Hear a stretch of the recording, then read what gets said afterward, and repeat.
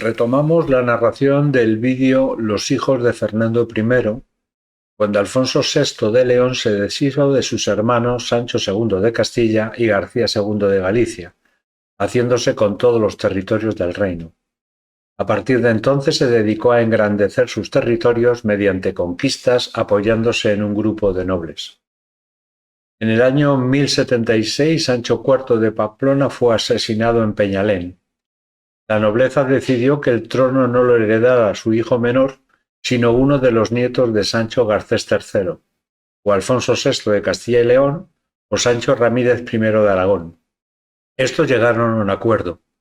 Sancho Ramírez fue proclamado rey de Pamplona, con lo que se unían los reinos de Aragón y Pamplona, y reconocía por su parte la soberanía política de Alfonso VI en toda la península. Alfonso VI recuperaría los territorios de La Rioja, Álava, Vizcaya y Guipúzcoa, atribuidos a Pamplona por el testamento de Sancho Garcés III, además de la Bureba. Sin embargo, la gran expansión del reino de Alfonso VI fue a costa de los reinos de taifas. Cobró las parias de Toledo, Granada, Zaragoza y Coria, y en el año 1077 se autotituló Imperator totus Hispaniae.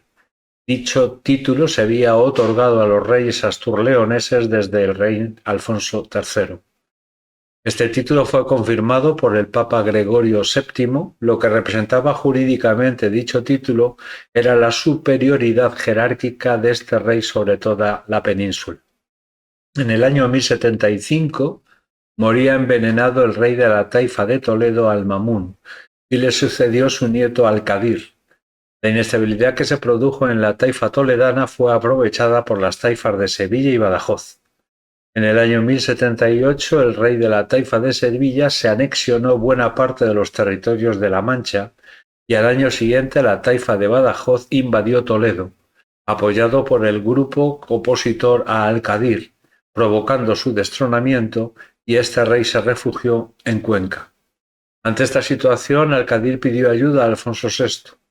Como no tenía dinero suficiente para el pago de parias, llegó a un acuerdo con el rey cristiano: entregar Toledo a Alfonso VI a cambio de ser nombrado rey de la taifa de Valencia, que se había independizado de la de Toledo en el año 1075. Los musulmanes de Toledo, que no querían la alianza con Alfonso VI, pidieron ayuda a los almorávides, como habían hecho los de la taifa de Sevilla en el año 1075, y obtuvieron la misma respuesta, quenones. Los almorávides no entrarían en Al-Ándalus hasta que no haber conquistado el estrecho. En mayo de 1081, Alfonso VI y Al-Qadir entraron en Toledo. Hubo enfrentamientos entre los seguidores de la alianza con Alfonso VI y aquellos que se oponían a la misma. Por un lado, se solicitó la ayuda de las taifas de Sevilla, Badajoz y Zaragoza, y por otro la de Alfonso VI, que simularía tomar por la fuerza Toledo para evitar ser acusados de traición a la causa musulmana. En el verano de 1081 se inició el asedio y gran parte de los musulmanes contrarios a la alianza con el cristiano se refugiaron en Madrid. El asedio duró 4 años. En mayo de 1085 se firmaron las capitulaciones de rendición: respeto tanto a las personas como a los bienes, libertad a aquellos musulmanes que quisieran abandonar la ciudad y en caso de que quisieran volver posteriormente recuperarían sus antiguas propiedades, y entrega a los cristianos del Alcázar Real y las fortalezas, pero la mezquita mayor seguiría en posesión de los musulmanes, aunque dicho acuerdo no se respetaría, ya que al año siguiente se transformaría en catedral católica. Por otra parte, Al-Qadir se instaló en la taifa de Valencia bajo la protección de Álvar Fáñez, que le ayudó a conquistar Albarracín y Denia. Toledo tenía una población muy diversa, convivía entre religiones, la cristiana, la judía y la musulmana, y las etnias y grupos socioeconómicos vivían agrupados en comunidades diferenciadas reconocidas por fueros específicos, siendo la población de mozárabes y judíos el grupo mayoritario que se dedicaban al comercio y a la artesanía. Las consecuencias de la toma de Toledo desde el punto de vista estratégico convertían al reino de Castilla y León en una situación favorable, ya que podían cruzar Sierra Morena y dirigirse hacia las taifas del sur, o bien hacia el levante, hacia las taifas del este. Por otra parte, suponía una garantía y una seguridad para ocupar permanentemente las tierras entre el Duero y las estribaciones del norte del sistema central. Otra consecuencia de la toma de Toledo fue el proceso de castellanización de los territorios del sur del sistema central. No solo se impusieron a nivel militar, sino que también lo hicieron con su religión, su lengua y sus costumbres. Una tercera consecuencia fue la restauración de Toledo como sede primada de la Iglesia católica, que no solo tuvo un sentido eclesiástico, sino también político, ya que su proclamación como herederos de la monarquía visigoda. Y por último, el arzobispo de Toledo, Raimundo de Sauvetat, impulsó una labor cultural en la Escuela de Traductores, propiciando el mecenazgo de especialistas que tradujeron obras y manuscritos al latín. Casi la mitad de las obras estaban relacionadas con las matemáticas, la astrología y la astronomía. Tras la toma de Toledo, Alfonso ocupó Talavera, Madrid y los territorios entre el sistema central y el río Tajo, así como fortalezas como el castillo de Aledo, clave para lanzar ataques contra la taifa de Murcia. Estas victorias y su comportamiento cada vez más exigente hizo que las taifas de Badajoz, Granada y Sevilla solicitaran nuevamente la ayuda de los almorávides, y esta vez sí que aceptó, y juró que no arrebataría a las taifas sus reinos y que solo combataría al cristiano. En julio de 1086 los almorávides desembarcaron en Algeciras. Su objetivo principal era recuperar Toledo. En octubre se produjo la batalla de Sagrajas en el noroeste de Badajoz, donde Alfonso VI sufrió una derrota aplastante, ya que se mostró imprudente y subestimó al adversario. Alfonso VI necesitaba una demostración de fuerza para que las taifas volvieran a pagar las parias, ya que lo habían interrumpido. Alfonso VI se retiró a Coria y posteriormente se refugió en Toledo, pensando que sería atacada, pero no fue así, ya que su líder, el líder de los almorávides, Yusuf, volvería a Marruecos ya que había muerto su hijo, y solo dejó un pequeño ejército bajo las órdenes de la taifa de Sevilla. Las consecuencias de la derrota de Sagrajas fue que la iniciativa militar pasó a los almorávides y Castilla-León se mantuvo a la defensiva durante 3 décadas. Por otra parte, los taifas dejaron de pagar las parias. La falta de fondos hizo que Alfonso VI confiara la defensa de la frontera en los grandes señores. Aparecieron nuevas formas de diálogo con los aliados europeos y buscó su ayuda para acabar con la amenaza africana. Un buen ejemplo de ello fueron los matrimonios de Raimundo y Enrique de Borgoña con las hijas de Alfonso VI.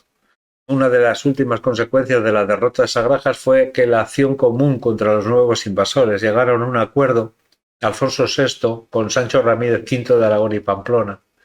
Para resolver finalmente el litigio del reparto del reino de Pamplona, Castilla se anexionaba La Rioja, Álava y Vizcaya, y Aragón se quedaba con los territorios del norte y el este del reino. Además, se creaba un condado de Navarra que quedaría en posesión de Aragón, pero prestando vasallaje al rey de Castilla y León. Tanta guerra produjo cambios en la sociedad, entre ellos el ascenso social de aquellos capaces económicamente de servir a caballo al rey. Hasta ahora limitada esta acción a los hijos segundones de la nobleza, son los llamados caballeros. Se relacionaban con el rey o con otros señores estableciendo un juramento de homenaje, ceremonia donde se juraba fidelidad ante las Sagradas Escrituras a cambio de la protección de su persona y bienes. Así se convertían en vasallos. Recibían por sus servicios propiedad de tierras o la percepción de una soldada. Con el paso del tiempo, este grupo social se igualó a la nobleza y como consecuencia sufrió la sociedad un desequilibrio ante tanta nobleza.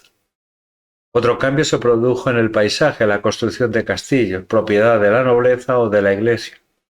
En su construcción se solía tardar entre 6 y 12 meses y normalmente estaban ubicados en lugares elevados, desde donde se imponía un control económico y político al resto de la población que vivía alrededor del castillo. Al lado se encontraban las huertas, ya que requerían una mayor vigilancia y cuidado. Un poco más separado del castillo estaban los viñedos y mucho más alejados los campos de siembra y los bosques. Ser propietario de tierras se convirtió en un símbolo de prestigio y poder. Con el paso del tiempo, los señores se desentendieron de la explotación directa de sus tierras y se convirtieron en rentistas, arrendándolas a los campesinos a cambio de censos en productos agrícolas o una cantidad fija de dinero anual.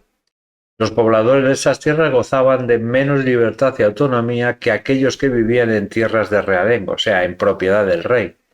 Estos estaban obligados a servir al señor en todo lo que mandara a cambio de su protección. Tanto fue su poder sobre sus vasallos que a finales del siglo XI estos podían donar o venderlos acompañados o no de sus bienes que poseyeran. Y por último, cambio en la sociedad es la población no cristiana, que verían limitados sus derechos tanto en lo administrativo como en lo judicial, no así en lo económico. Muchos musulmanes abandonaron sus tierras ante la presencia de las tropas cristianas. Para atraer a repobladores a estas zonas se les hizo entrega de tierras y el disfrute de ciertos beneficios recogidos en fueros o en cartas pueblas.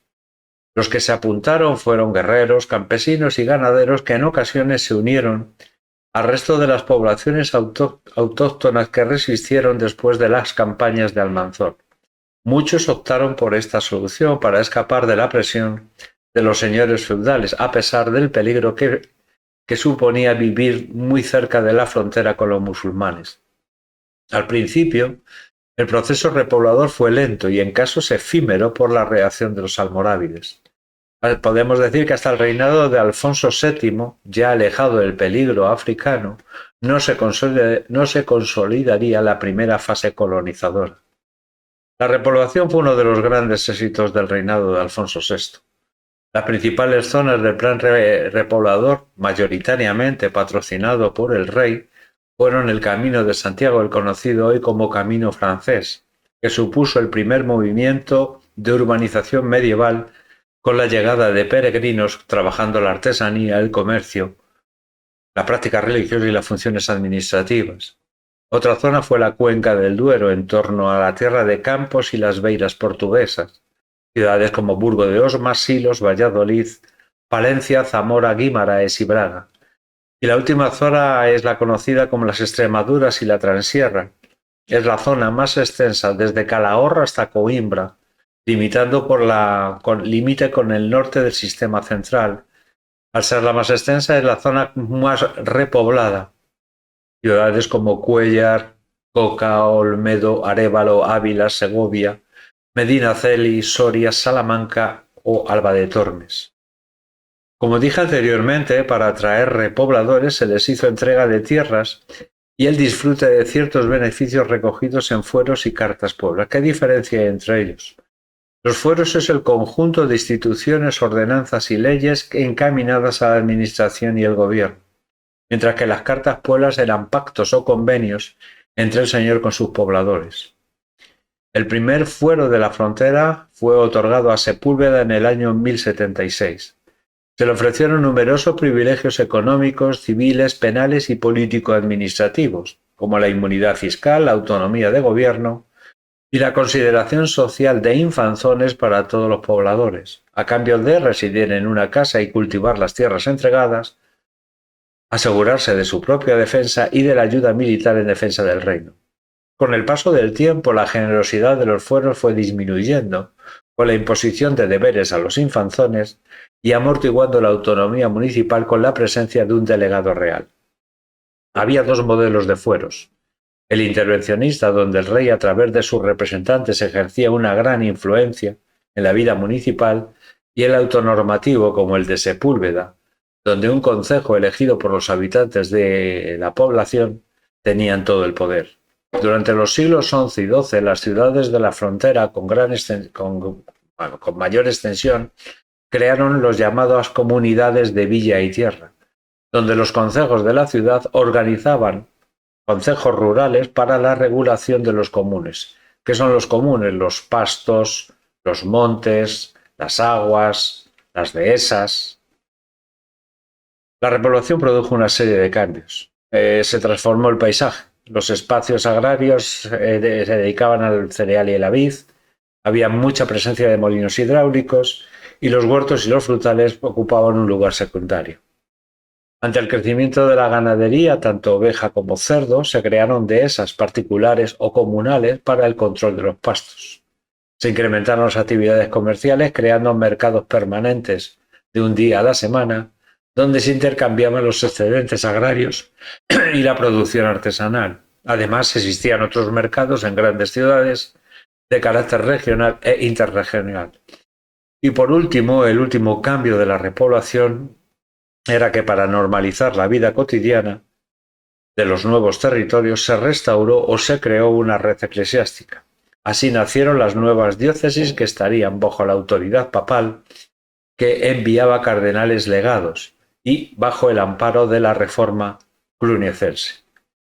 Los dos próximos vídeos seguirán dedicados al reinado de Alfonso VI, uno relacionado con las campañas que hizo Yusuf, el almorávide Yusuf, y el otro con los problemas sucesorios que tuvo Alfonso VI.